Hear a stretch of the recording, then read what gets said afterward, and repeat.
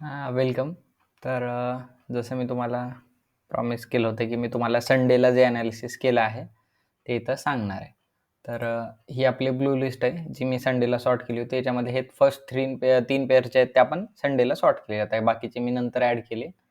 ते जसं मी स्कॅन करत जातो, तसं त्यावेळेस मी ॲड करतो. जर पोटेन्शियल त्याच्यामध्ये एंट्री भेटत असेल आपल्याला, तर ते मी ॲड करतो. तर इथं आपण फर्स्ट बघू, की कॅट जीपीवाय. कॅट जीपीवायला तुम्ही बघू शकता, की इथं एक झोन होता, जो डेली सप्लाय आणि डिमांडवाला झोन होता. आणि इथं ज्यावेळेस मागच्या वेळेस ब्रेकडाऊन झालं होतं, इथं आपण सेल साइड पण एंट्री प्लॅन केली होती आणि हे कंटिन्यू खाली गेलं आणि या लेवलला याने इथं रिस्पेक्ट करून परत वर आलं. तर इथं आपण 2 पॉसिबल सिनारिओ काय आहेत, की हे एकतर रिटेस्टला आलंय या ब्रेकडाऊनच्या किंवा इथून परत ॲक्युम्युलेशन होऊन हा जे झोन आहे, तो फ्लिप झोन बनेल. म्हणजे सध्या जो सप्लाय आहे, ते परत इथून हा डिमांड झोन बनेल आणि अपसाइड पॉसिबल. तर इथं 2 सिनारिओ, एकतर इथं ॲक्युम्युलेशन होऊन खाली जाईल किंवा इथं ॲक्युम्युलेशन होऊन हे ब्रेकआउट येईल. परत इथं रिटेस्ट आणि अपसाइड. तर याच्यामध्ये मंडेला अपसाइड मूव्ह आलाय. आपण मंडेला ट्रेड करत नाही. त्याच्यामुळं हा पेअर आपण काही घेतला नाही. दुसरा सेकंड पेअर CHF-JPY. हा पेअर तुम्ही बघू शकता, की हा वाला जो झोन होता, हा फ्लिप झालाय. म्हणजे हा इथं होता बघा, इथं सप्लाय होता बरोबर. इथं एकदा टेस्ट केलं, परत इथं टेस्ट केलं, परत इथं एकदा टेस्ट करून डेलीला थोडंसं रिजेक्शन घेतलं, इथून ब्रेकआउट आलं आणि परत इथं ह्याच झोनला रिस्पेक्ट करूनच बायर्सनी एंट्री घेऊन परत इथं अपसाइड पुश आला होता आणि हा जो डेलीचा सप्लाय झोन आहे समजा, तिथून सेलिंग आली होती. परत या झोनला एकदा रिस्पेक्ट करून ब्रेकडाऊन आलं. इथं परत आणखीन तुम्ही बघू शकता, की इथं परत इथं ॲक्युम्युलेशन झालं आणि इथं ब्रेकआउट आलं. हे आपण रिटेस्टसाठी एंट्री प्लॅन केली होती. लास्ट वीकला पण एंट्री प्लॅन केली होती ही आणि आपण एक्स्पेक्ट नाही केलं होतं, की इथपर्यंत येईल पुश म्हणून. बट आला आपल्याला म्हणजे जेव्हा आपल्या वीकेंडच्या सुट्ट्या होत्या ना, ते क्रिसमसवाल्या, त्याच्यामध्ये इथं डाउन साइड पुश आला, इथं मूव्हमेंट आली आणि इथं आपण लाँग साइड बघू लागलो होतो. हा झाला फ्रायडेचा क्लोज. त्याच्यानंतर आपल्याला मंडेला इथं काय पाहिजे होतं, की इथं एखादी डोजी टाइप कॅन्डल किंवा थोडंसं ॲक्युम्युलेशन छोट्या टाईम फ्रेमला आपल्याला पाहिजे होतं.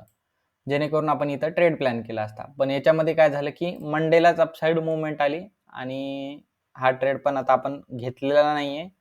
आपण मिस झाला असं समजू आणि किंवा याच्या रिटेस्टची वेट करू आपण, जिथे आपल्याला लाँगसाठी बेटर रिस्क रिवॉर्ड भेटेल. आणि कारण की इथं कसं आहे, जरी इथं आपण लाँग केलं, तर हे आपलं फर्स्ट टार्गेट राहणार आहे. कारण की इमिडिएट रेझिस्टन्स जे आहे, ते करंटली हे आहे. बघू शकता तुम्ही, हे वालं. हे आपलं फर्स्ट टार्गेट राहणार आहे. सेकंड राहणार आहे हे वालं, जे आपलं फायनल टार्गेट असेल या ट्रेडला.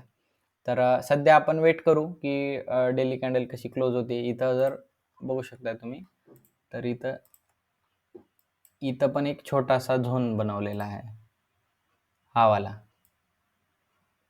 तर याच्या रिटेस्टला पण आपण इथं जसं मूव्हिंग ॲव्हरेजचं पण इथं रिटेस्ट होणार आहे. तर इथं आपण जर आपल्याला एंट्री भेटली, तर इथं आपण बाय साइड एंट्री प्लॅन करणार. त्याच्यासाठी आपल्याला एखादी स्ट्रॉंग कॅन्डल पाहिजे, जिथं म्हणजे आपल्याला बुल्सचा प्रेझेन्स आहे हे कळून जाईल. त्याच्यानंतर आपण इथं असं स्टॉप लॉस ठेवून इथंपर्यंत जवळपास ट्रेड प्लॅन करू शकतो. हा आपला फर्स्ट टार्गेटवाला किंवा हा सेकंड.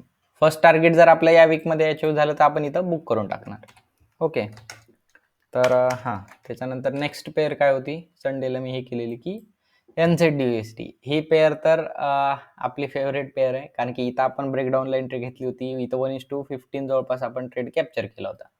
आणि परत त्याच वेळेस ही मी मार्क केलं होतं, की इथं एक ॲक्युम्युलेशन होईल. कारण की हा वाला झोन जो आहे, तो वीकली डिमांड झोन आहे. तुम्ही बघू शकता. ओके. तर ह्या वीकली डिमांड झोनमध्ये आपल्याला काय करायचं होतं, की डेलीमध्ये थोडंसं ॲक्युम्युलेशन झालं, की आपण एंट्री प्लॅन करणार होतो. इथं बघू शकता, की RSI पण सुद्धा एकदम लोला होता आणि RSIमध्ये एक अपसाइड पुश येणं तर बाकीच होतं. ते आपल्याला माहीत होतं हे चार्ट बघून. त्यामुळे मी याच्यामध्ये पण एक लाँग साइड एंट्री प्लॅन केली होती. बट हे पण काय झालं, की मंडेलाच आपल्याला अपसाइड मूव्ह आला. परत आज मला वाटतंय ट्यूसडेला आय थिंक हां, इथं ओपनला एंट्री होती इथं ह्याच्यामध्ये. हा जो टूल मार्क केलाय ना मी. बट मी मॉर्निंगला काही याला ऑब्झर्व्ह केलं नाही. मी थोडंसं आज लेट उठल्यामुळे हे चेक केलं नाही मी. तर इथं आपली पोटेन्शियल एंट्री जमली असते आपल्याला. कारण की ही कॅन्डलस्टिक तुम्हाला माहिती आहे, की आपण अशा कॅन्डलस्टिकवर एंट्रीज प्लॅन करतो. तर हा मी टूल मार्क केला नंतर दुपारी आणि वेट करू लागलो की जर या लेवलला रिटेस्टला आलं तर आपण इथं एंट्री प्लॅन करायची. तर करंटली हा ट्रेड आहे समजा 40-50 पिप्सचा, बट आपण हा ट्रेड सुद्धा घेतला नाहीये आणि फोमोमध्ये आपल्याला ट्रेड घ्यायचा पण नाहीये आपल्या अकाउंटला. तर आपण बस पेशन्सली वेट करणार. जर ट्रेड आला खाली आपल्या रिटेस्टला लेवलला वगैरे हा किंवा त्याच्यापेक्षा दुसरावाला जो आपण वर प्लॅन केला होता, तिन्हीपैकी जो ट्रेड आला तो घेणार. त्याच्यानंतर मी स्कॅन करू लागलो असंच. तर त्याच्यानंतर मला आता आज आणखीन एक पेअर आली नोटीसमध्ये. तर हे तुम्ही बघू शकता की इथं हे वाला एक झोन आहे बरोबर.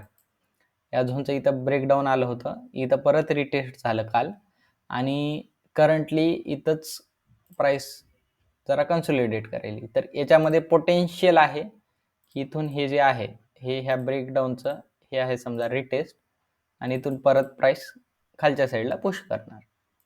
तर ही ह्याच्यामध्ये पॉसिबिलिटी आहे. फक्त याच्यामध्ये कन्सर्न काय आहे की हे मूव्हिंग ॲव्हरेजच्या सध्या वर आहे, बट इथून जर ब्रेकडाऊन आला म्हणजे मूव्हिंग ॲव्हरेजच्या खाली यानं क्लोज देईल आणि पेअर ही आपली बिअरिश होईल. त्याच्यामध्ये मूव्हिंग ॲव्हरेज सांगायचं झालं तर हा सुद्धा आपला काउंटर ट्रेंड ट्रेड आहे असं आपण समजू शकतो. बट कसं आहे मूव्हिंग ॲव्हरेज शेवटी लॅगिंगच राहणार आहे. प्राइस ॲक्शन ही आपली जे आहे ते आपलं लीडिंग इंडिकेटर असणार आहे. तर त्याच्यानंतर हा वाला पेअर की हे रिटेस्ट आणि इथं डाऊन साईड मुवमेंट येऊ शकते, बट आपण अजून याच्यामध्ये एंट्री काही प्लॅन केली नाही. बट ही पेअर मी नंतर स्कॅन करताना एक सॉर्ट करून ठेवलेली आहे. त्याच्यानंतर बघू शकता नेक्स्ट की युरो कॅड ही पण सिमिलरच आहे. हे इथं तुम्ही बघू शकताय 1 आवरवर वगैरे हा जो झोन आहे या झोनला रिटेस्टला आलाय, बट हे काही तेवढं क्लिअर वाटत नाहीये मला. त्याच्यामुळे मी याच्यामध्ये पण एंट्री काही प्लॅन केली नाही. फक्त कसं मूव्हिंग ॲव्हरेजला पण इथं रेजिस्टन्स घेऊन याच्यामध्ये खालच्या साईडला पुश येऊ शकतो.